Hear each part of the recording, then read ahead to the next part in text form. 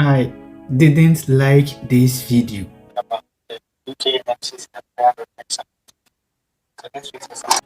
Do you know why? It's because of the sound. The sound of the video is disgusting. Apparently, I don't know why, but in this video, I'm going to take you through the same thing I was talking about in that video.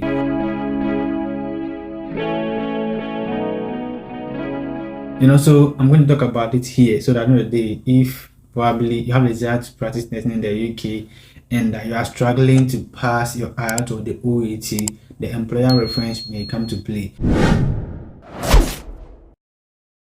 Let the drum roll. The employer reference. It can also be termed as the supporting information. So the employer reference is one of the considerations the UK NMC looked at, that you can use that to prove your English language proficiency if you want to register with them. I've had a lot of questions popping up in my DM. Where can I get the employer reference for? How do I go about it? When is the implementation starting? I mean, a whole lot of questions, this, that, and in today's video I have to clear the doubt. Okay, I've already made a video about this, but I feel like people have not watched it that much, or they never considered that aspect, or I'm also thinking they never watched the video up to that. So I just feel like let me lament a little bit on that so that anyone willing to use the employer reference as a proof of their English language proficiency can simply do that. Yeah. The first question: has the use of employer reference been implemented? This is one of the questions I've been receiving. Yes. It was part of the implementation, that was done by the UK NMC not long ago.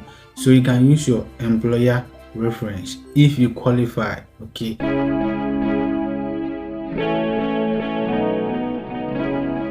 If you qualify, what then qualifies one to use the employer reference?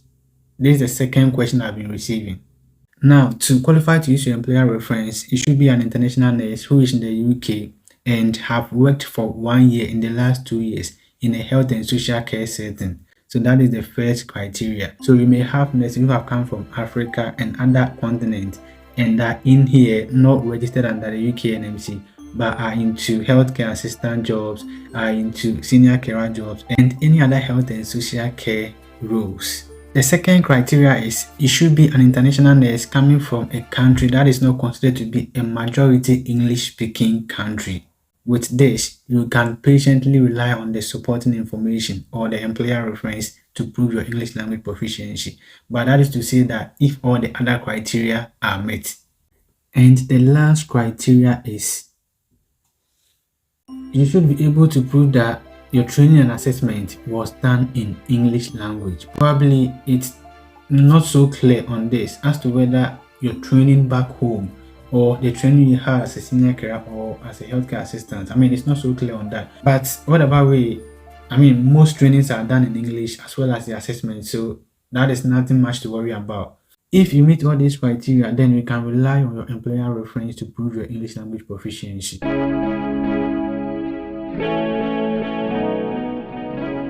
The next question: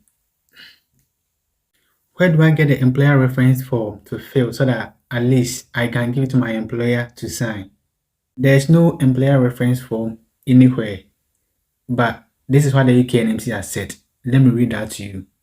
If you are an applicant and you think you are eligible to use the supporting information from your employer, please continue to apply as normal and we will be in touch to request further information. So there is no employer reference form anywhere. If you think you're eligible, if you meet all the 3 criteria I've talked about, just start the application. Okay, just go through the application as somebody who has written IELTS or OET, and once you get to that point, the UK NMC will reach back to you to seek for further information. Before we continue, just give me 2 minutes. I'll be right back. Sorry, I went to grab a cup of water. Let's continue. Over the next couple of months, the UK NMC is going to update their system, their website, so that when you get on there and you want to use an English proficiency test, you'll be able to choose as such. Or if you want to use an employer reference to supporting information, you have that option as well. And line managers as well as counter signatories will also be able to provide their supporting information through the NMC online.